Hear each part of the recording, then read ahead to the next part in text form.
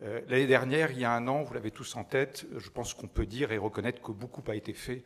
pour les entreprises, avec essentiellement 3 mesures que tout le monde a en tête, qui est premièrement l'accélération de la baisse de taux d'impôt sur les sociétés, deuxièmement, évidemment, le remplacement de l'ISF par l'IFI, et troisièmement, la mise en place du prélèvement forfaitaire unique sur tous les produits financiers, dividendes, produits financiers divers ou plus-values, à 30 ou 34%, par rapport à un système qui était encore dans le barème progressif et là créé une fiscalité extrêmement élevée et dissuasive pour les investisseurs. Cette année, il y a eu plusieurs mouvements et des mouvements très intenses ces dernières semaines, ces derniers jours et ces dernières heures. Premièrement, sur le pacte, la loi Pacte, une mesure importante quand même pour les entreprises qu'il ne faut pas oublier,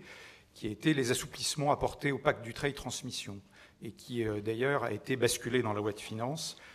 qui est un mécanisme important puisqu'il permet, sous certaines conditions, de taux de détention dans une société d'à peu près 34% et d'engagement de conservation de ces titres sur une certaine période, de pouvoir transmettre des actions avec un abattement de 75% des droits de donation, qui est évidemment extrêmement important.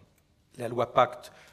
transcrite dans la loi de finances, a apporté un certain nombre de souplesses. Je ne rentre pas dans tous les détails techniques, mais elles sont importantes dans la mesure où elles permettent, par exemple, malgré les engagements de conservation de ces titres, de les céder entre des personnes qui ont pris cet engagement, qui permettent de les apporter à une société holding sans pour autant casser ces engagements. Et donc il faut reconnaître, et c'est important, que le pacte du trade a été assoupli, il peut l'être encore plus, mais de façon importante. Par ailleurs, premier point. Deuxième point, dans la loi de finances, un certain nombre de mesures ont été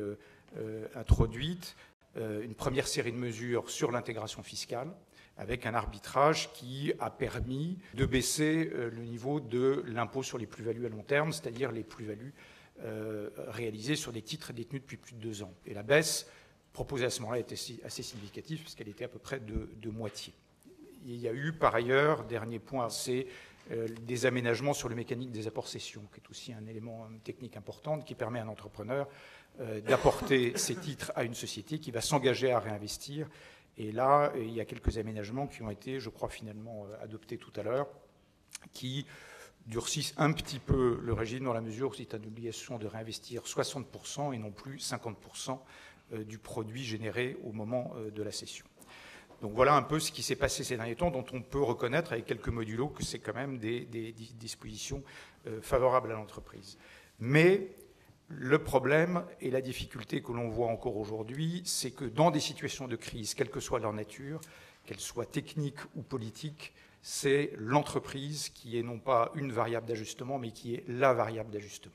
C'est qu'une clé majeure pour que les choses se passent de la façon la plus fluide avec les entreprises, c'est qu'on puisse arriver à une véritable relation de confiance avec l'entreprise, ce qui n'est pas le cas aujourd'hui. Et aujourd'hui, les parlementaires, sur ce plan-là de la relation avec l'administration fiscale, ont un rôle extrêmement important à jouer.